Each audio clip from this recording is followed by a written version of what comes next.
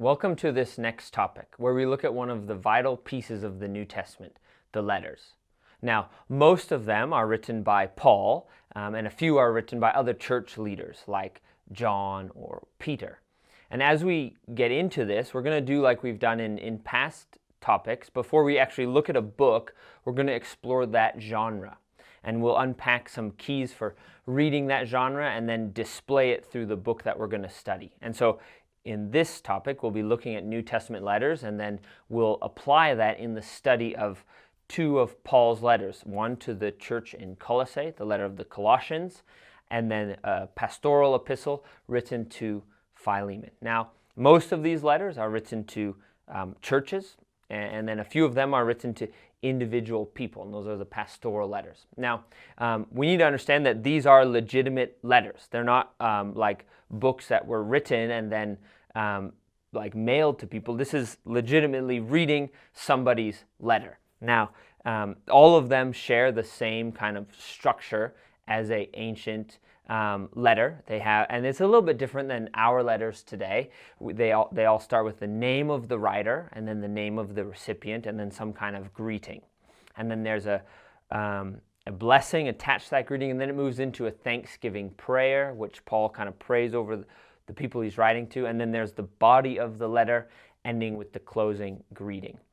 Now, most of the letters in the New Testament, you can identify each of these structural pieces, and we'll see that when we study the letter to the Colossians. Some don't have this. Hebrews, most notably, doesn't even really look like a letter. But what they all share in common is that these are what's called occasional documents. And one author, he puts it like this: they were occasioned or called forth by some specific circumstance, meaning something has happened either on the author's side that stirs him to write this letter to a group of churches, or something that's caused this circumstance on the reader's side that the author wants to correct or speak into. Now, most of the letters are occasioned or called forth by some circumstance of the reader. And if you remember, Paul has, through our study of Acts, him and the other apostles have gone as these witnesses out into the Roman Empire, declaring that Jesus is Lord, that his kingdom has broken in, and they've planted churches along the way. Now, of course, these churches are going to struggle. We just saw as much. Paul struggled when he goes to towns and preaches the gospel. Some people respond, other people throw stones, he gets arrested. Like, this is not a movement that everyone just openly accepts. And so the moment Paul leaves town and leaves an elder of the church and some form of structure and form of a community, you can't think that it's all then going to be fine and they know what to do as they read through the Hebrew Bible. No, they need to be coached and taught and built up as they go through it, because what the context of the New Testament letters, the wide historical context, is very similar from most of Paul's letters. It's a new multicultural movement in a Roman Empire that they've never seen anything like that. We'll see as we get into the letter of Colossians that because new creation has begun, because Jesus is Lord not just of Israel but of the world, everyone can join into this community. Jew and Gentile no longer matters. Slave and master no longer matters. Even the typical roles of male and female. And so this is not going to be an easy adjustment. And so most of the letters are explaining how to live as this new movement in this wider context. And so that's the first level of the historical context, which is the same as any other book we've looked at all the way from Exodus up until now, that there's kind of this wider historical context. What's going on at that period of time? Who's in charge? Who's the world powers? What's the culture of the day? That's all vital. But letters, you add a second component or a subcategory in that historical context. And that's the specific occasion that calls forth that letter. Now again, like I said, we're reading someone's letter. What we are reading is kind of one half of a conversation, right? We don't know what was told Paul that stirred him to write the letters he wrote. We don't know exactly the occasion. It's kind of like, many have compared it to listening to one half of a phone call, right? Say you're sitting on the metro, and someone next to you picks up the phone and starts talking. You're hearing one half of their conversation, and maybe based on their body posture or their tone or their words they used, you could identify, are they talking to like a spouse or a parent or a close friend, or are they talking to their boss, or are they talking to someone trying to sell them something, right? You can kind of piece it together from hearing one half of the conversation. And so that's what you do when you approach the letters. You're just hearing one half of the conversation. You're hearing Paul's half of the conversation. Now, piecing together the other half is another subcategory of the historical context. What is the occasion that has called it forth? And now, as Paul's writing into a specific occasion, a specific moment, all of the theology he presents is going to be task theology, as some say, or applied theology, meaning he's telling them what's true about Christ and what's true about what God has done through Jesus, that then fixes or solves or provides a way forward through the present situation that they're living in. And so as we get into Colossians, which will be our letter kind of to display how to observe and interpret New Testament letters, we're going to apply this. We're going to look at the broad kind of historical context of what it means that it was written in the Roman Empire in the first century. And then we're going to look at what's actually happening in that small town of Colossae that has called forth Paul to send a letter. Then, as we've been doing, we'll also look at the literary context. Where do the different sections of this book live in that big story of the letter? And so let's jump into it by first piecing together the historical context, the big picture, but also the specific picture in Colossae. So we know very clearly from the text that the Apostle Paul has indeed written this letter. He refers to himself 3 different times, in 1 verse 1, in 1:23, and again in 4:18. And it makes sense. Again, it's the Apostle Paul who's planted churches throughout the Roman Empire, writing back to a church. This is common for him to do so. Now, as to when he wrote it, the way we can date this letter is we observe Paul's circumstances. Now, very clearly, he's in prison while he wrote this letter. It's one of the prison epistles. It says that he's in prison in 4:3 and in 4:18. Now, it might not directly say that in prison, but reference to him being a prisoner or him being in chains. We interpret those to be literal. He's in an imprisonment. In 4:10, he says he's imprisoned with Aristarchus, who we'll talk about here in a minute because he's very important to the context of the letter of Colossians. Now, we know that this is the same imprisonment as 2 other letters, the letter to the church in Ephesus and the letter to the church in Philemon. And we know this because at the very end of all letters, as we said, is the final greetings. And this is where Paul typically lists his co-workers, right, and passes their greetings on to the church. And he does this because that church might know some of his co-workers. In this case, in the letter to the Colossians, some of them have even planted the church in Colossae. So he adds them almost to add their authority, to add their approval of the message, and also to pass on their greetings and their prayers to the church. And so we can understand that the letter to the Ephesians, the letter to the Colossians, and Philemon were all written from the same imprisonment. And actually, for sure, they were all brought by the same group of people, delivering them to Ephesus and to Colossae. Okay, they were brought by this man named Tychicus, who we'll look at in the coming passages. Now, this is commonly thought that Paul wrote this from his first imprisonment in Rome in 60 to 62 AD. And as you recall from our session on the book of Acts, that book ends with Paul on trial in Rome, and he's there for 2 years, and he welcomes all who comes to him, and he can teach, and he can continue to expand the kingdom from that kind of imprisonment. And so many believe that from there he sent letters back to different churches as he heard reports from them of what was happening. Some, though, would say that Paul also could have also written some of the prison epistles, mainly Ephesians and Colossians and Philemon, from a possible imprisonment in Ephesus, as we hear about in Corinthians. And so let's take a moment to look at the city of Colossae. It's not a very big city. It's in what's known as the Lycus Valley. And this is just up a river from the massive city of Ephesus. Okay, it's roughly about 160 kilometers inland east of Ephesus in the Roman province of Asia Minor. Now, in this valley, the Lycus Valley, there's three other cities. There's Colossae and then two others. There's Hierapolis and Laodicea. And each one of them also have churches. We can see that in Colossians 4:13 and 14.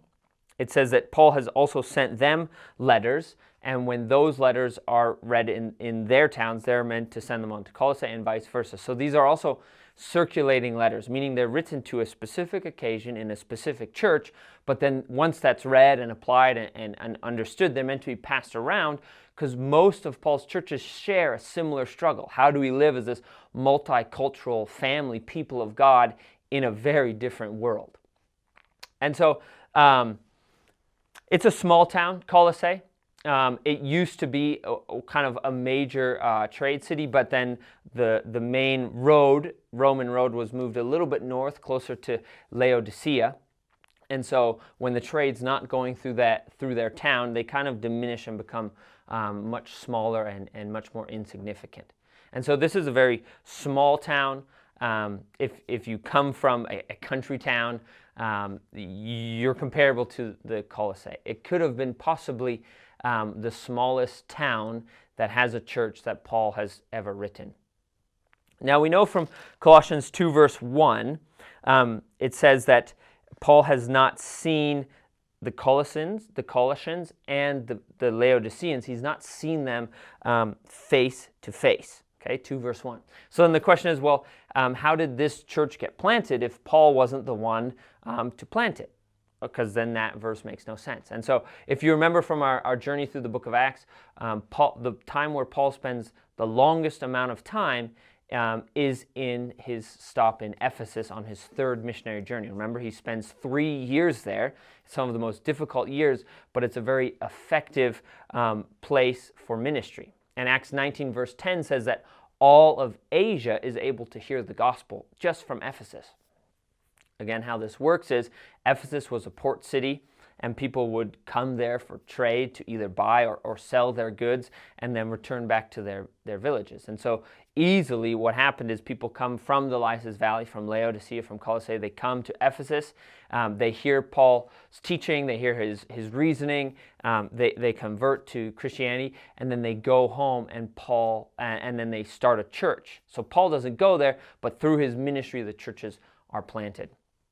And so the most likely character to have planted the church is this man that is called Aristarchus. And so we read about him not Aristarchus, it's Epaphras. In 1 verse 7, okay, it says, Paul says, just as you learned it from Epaphras, our beloved fellow servant, he is a faithful minister of Christ on your behalf and has made known to us your love in the Spirit. So Epaphras is the one who traveled to Ephesus sometime during Paul's third missionary journey between 54 and 57 AD. And here's the gospel presented to him. He becomes a believer, probably spends some time with Paul being discipled, being taught, and then he returns home and plants the church in his hometown in Colossae. So we see that in 1 verse 7. And then we also see he's mentioned again at the very end in verse 12.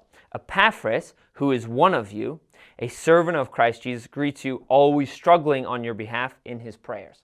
And so Paul adds him in there because he's vital. He's the founder of the church. But notice this, he's not actually in Colossae because he's with Paul in Rome, and Paul sends greetings from Epaphras back to the church. And so what's most likely happened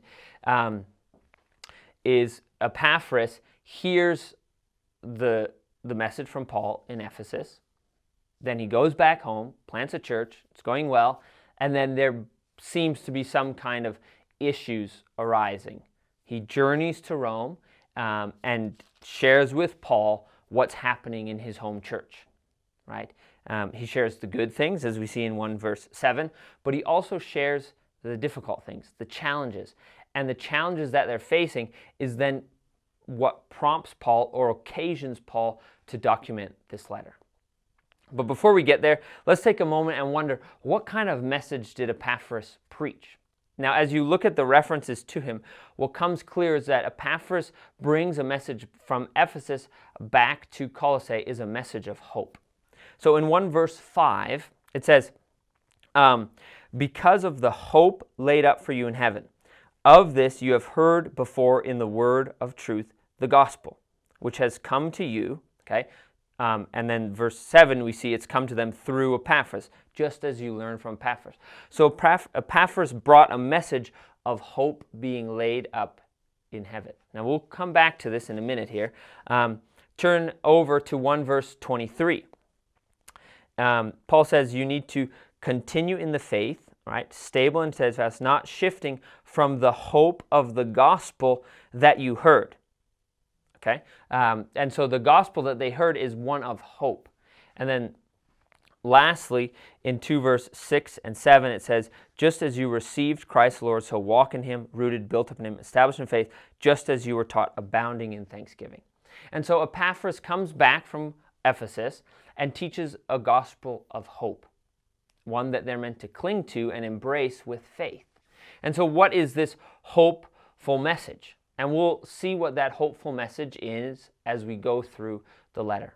But to open us up for there, most of the citizens of Colossae, they come from a Gentile background, one that is very immoral, pagan, lots of pagan practices and rituals. And the hope of the gospel is that you can be made new. You can be transformed through putting your faith in Jesus and being included in his new creation movement. And so this is this hopeful message that Epaphras has taught and has taken root in Colossae, but now there's some issues. Now there's some struggles. What could they be? Now, as I said, the recipients of this letter or of the church in Colossae, they used to come from a very amoral pagan background. And we can see that from a few passages here. 1 verse 21, Paul speaking about their past, he says, and you, these, predominantly Gentile. There would have been Jews in the church as well, but these are things Gentiles do, right? 1 verse 21, and you who were once alienated and hostile in mind, doing evil deeds. That's what you used to live like, okay? Alienated meaning you weren't the people of God. You were separate. And as being separate, you were kind of consumed by your own evil. 3, 5, and 7 adds more detail. In verse 5, he tells them, this is what you used to do. This is kind of the earthly things that dwell in you. Sexual immorality, impurity, passions, evil desires, covetousness, which is idolatry. Then in verse 7, it says, in these two you once walked when you were living in them. So in the past, this is what you used to do. But now you got to put them all to death. Anger, wrath, malice, slander, obscene talk from your mouth. Do not lie. He concludes with do not lie. And so this is the church. They heard Epaphras' message of hope. You can become new creation. And then they start in there, but they're leaving a very, again, immoral background. And so when Paul writes this letter, the church could have been anywhere from 4 to 6 years old if he wrote from Rome.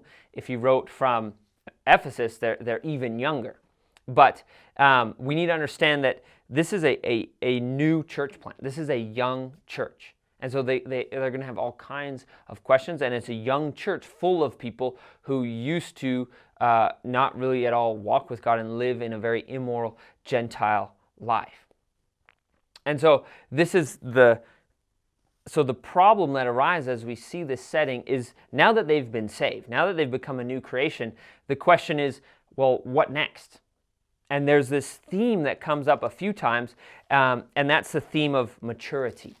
And this is in as we already read in 4 verse 12, Epaphras is praying and struggling for his prayers that you may stand mature. Okay? Paul says it in 1 verse 28. It says, him we proclaim, warning everyone and teaching everyone with all wisdom, that we may present everyone mature in Christ. And so, again, a young church, they need to know what comes next. I've put my faith in Jesus and I'm included in this family, but how do I grow? And we see that through Paul's letters, that you're kind of born again, but you're born again almost in your spirituality as an infant, and you need to mature and you need to grow in your characteristics of Christ. And so the church would be wondering, well, how do we do this? And now these churches were a blend of Jew and Gentile. And so as they're coming together, the Gentiles are leaving their immoral backgrounds, and the Jews they're not really leaving their background, but they're realizing all that's been fulfilled through the Messiah, Jesus. And so Gentiles, another aspect of them is that they're coming out of a Greek culture where knowledge is kind of prized as the goal. That the more knowledge you have, the more spiritual you are, the better your character is, and it's a constant pursuit after knowledge. And so you can imagine these new believers coming in, they put their faith in Jesus, and then from their own worldview, the next step is to grow in knowledge, right? Growing in knowledge will help me grow in my maturity. And so, of course, where are they going to get that knowledge from other than the Jews in their congregation? Because the Jews, they have the Hebrew Bible, they know the stories, they have kind of the rules and regulations, which would look like a good next step. Okay? Again, because they don't want to go back to their pagan evil ways. They want to live like faithful followers of Jesus. But how do I do that? Well, I'm probably going to need knowledge, and the Jews would be the ones that have it. So this forms the problem that Epaphras identifies. That, okay, Paul, the Jews in the church are saying, this is how you mature. Now, this is known as the kind of heresy in the Colossian church, and it's hard to kind of put your finger on exactly what it is. Unlike Galatians, it makes it very, very obvious. In Romans, it makes it very obvious what the problem is. In Colossians, it's a little hard to tell, but most of the elements of this false teaching or heresy or false way to mature seem to be typical beliefs right out of Judaism. And we can see that probably the most obvious in 2 verse 16. It says, "Let no one pass judgment on you in question of food, drink, with regard to festival, new moon, or Sabbath." These are all religious practices out of Judaism. They had special festivals around the beginning of months, or the Sabbath is totally unique to Judaism. Later on in verse 20, verse 21, it says, "Don't submit to these regulations." Verse 21, "Do not handle, taste, touch." Okay, these are all aspects of Judaism. Even earlier on, important one is the whole discussion of circumcision in 2:11 onwards. Paul's saying you don't really need to be circumcised. And this, of course, is we looked at that in Acts chapter 15. If you become the people of God, the idea is you become Jewish, and so you should be circumcised. And again, for Paul, this is a huge dilemma because, again, Jesus is not just Lord of Israel, and you're not coming into the people of Israel. Jesus is Lord of all, and you're coming into his new humanity. And so the strongest critique of this comes in verse 23, of chapter 2, where Paul says, "These rules and this wisdom you're receiving from the Jews in the congregation, they have indeed the appearance of wisdom." Again, for Gentiles, if it looks wise, that's where they're going to go. But it says it's appearance of wisdom in promoting self-made religion and asceticism. That's like kind of strictly restricting your body from certain pleasures, and this would relate to Judaism, as there's lots of things. You can't eat this, you can't touch that, you can't do this, and severity of the body, but they are of no value in stopping the indulgence of the flesh. The indulgence of the flesh is this immoral, sinful background that the Gentiles have just left. And so it would have looked appealing, and it would have looked like the next logical step to grow in your spiritual maturity and attain true wisdom and knowledge by following the Jews in the congregation. So it could be a false teaching that they brought in, but it could also be this is just what they know. And again, Paul's trying to communicate that there's a new way of living, right? It says in Ephesians chapter 2 that God has taken and made one new humanity in the place of two. And so now these Jews and Gentiles are living together, and there's going to be challenges. And so Paul writes saying, look, as you want to mature, this is how you go about doing it. And he'll detail the process he sees of Christian maturity, which is incredibly relevant for us today as we grow in our faith. What does it mean to be a mature believer? Does it mean more rules and regulations? Does it mean pursuing more knowledge? Is that the basis of Christian maturity, or is there something different? And so that's the part of the letter, and Paul uses it as a moment not just to explain what maturity is for the believer, but also the source of it. And he paints this incredible picture of Jesus. And it's one of the letters where you have the very beautiful depictions of who the Apostle Paul sees Jesus to be. So that's kind of the historical context. It's a young church that needs to mature. Epaphras, their leader, has gone to Paul and said, Paul, these are the two options, right? There's Judaism, or there's the way you taught me. Would you write our church and display to us how we can hold fast to Jesus and in doing so mature without adding in other ideas? As for the literary context, Paul hears this report from Epaphras and writes this letter, and it's a document, so there is as well the literary context. And the simplest way is you can divide it into two parts, which is typical for most of Paul's letters. You have the theological part, and then you have the application part. And this is another principle of arrangement that we've been talking about through this course, or law of composition. Many of Paul's letters begin with a great deal of theology, right? And then there's a transition where he says, okay, because this is true, because this is right, this then is how you're supposed to live. Normally he'll pull it around a therefore, meaning this is true, therefore go and do this. And so that's what happens in this letter. The easiest way is chapters 1 and 2 is kind of the theological treatise of the letter, where Paul talks about what God has done through Christ. Then chapters 3 to 4 is what God wants to do through them because of Christ. Okay? Chapters, you can then further divide these into smaller sections. So chapters 1 and 2 can be divided into 3 sections, where we have Paul talking about who Christ is up until verse 23, chapter 1. And then from 1:24 until 2:5, Paul details this mystery of Christ. And then lastly, from 2:6 until the end of the chapter, Paul exhorts the church to hold to Christ. So he's moving more into the application, but hasn't quite got there. Then the application bit comes in, like I said, chapters 3 to 4, where chapters 3 all the way to 4:5 is how Paul imagines the church to live as Christ and to mature in Christ. And then from 4:7 to the end is Paul's closing greetings. And so with these two guardrails in place, the historical context, meaning the wide historical context of the Roman Empire, but also the situational context that's called forth this letter, you have that on one side, and the other side, the literary method, kind of the literary structure of the book, including the main idea that it's to hold fast to Christ. With these two in place, I exhort you to jump in and start reading through the book of Colossians. It's rather easy, and you can easily read it in one sitting before we jump into the next session where we jump into the text. As you're reading, I'd encourage you to observe descriptions of Christ. It's keywords, there's a few lists of those. Other keywords are mystery, mature, love, thanks, or thanksgiving. These are good keywords to look for. And then lastly, any list. There's a few lists there. Observe those. And this is a letter, so you're not going to have too much observation of people and place. It's in there, and when it is, it's important. But typically, you're going to be observing a lot more key words as it differs from a gospel or a historical narrative.